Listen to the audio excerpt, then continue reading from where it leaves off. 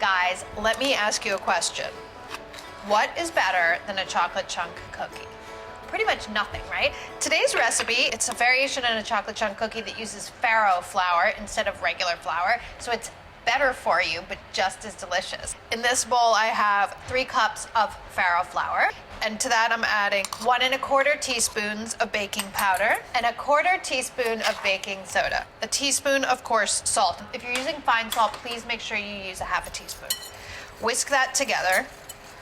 So farro flour, you could also use spelt flour. I mean, if you wanted to, you could also use regular flour, but I love the nuttiness that you get from a flour like a farro. Over here I have 2 sticks of unsalted butter. Cream it with 2 cups of dark brown sugar. Cream that. While you're waiting for that to cream, you can cut up your nuts. 1 cup of walnuts. I like to use this serrated knife that has a little offset in the handle. It's really great. Your knuckles don't hit the board, and the serrations in the knife cut straight through the nuts really well. Also fantastic for chocolate. Okay. When your butter and sugar have creamed, you can add your eggs. It's 2 large eggs, 1 at a time. 1 more. A teaspoon of pure vanilla extract. Scrape down the bowl to make sure your ingredients are well mixed. This is very nice and light and fluffy. And then just add all my dry ingredients. Cookies, unlike cakes, you can just add all your dry ingredients at once. Cakes, not so much.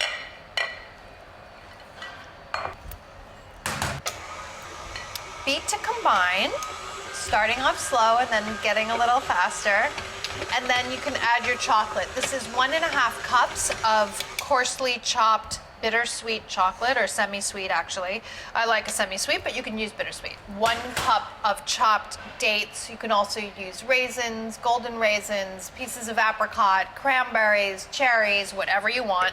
I love the dates because they give like a caramely note, and I'm already getting those caramely notes from the brown sugar, but not everybody likes dates, right? And then the nuts. Those can go in as well. Beat to combine. And this is chock full of delicious goodies. That's it. Have some baking sheets lined with parchment and the oven preheated to 350 degrees. And then you can scoop and bake. As always, you can also scoop your cookies and freeze them and bake them off whenever you want some cookies. I want some cookies right now, so this is probably about a 2 tablespoon scoop.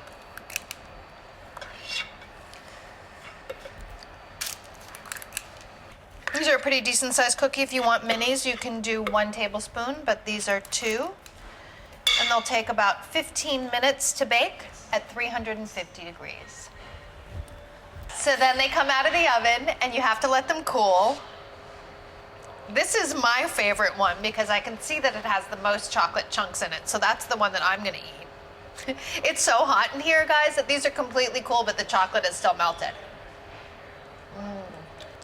So remember when I was talking about how nutty the farro flour makes this and how caramelly it becomes from the dates and the brown sugar?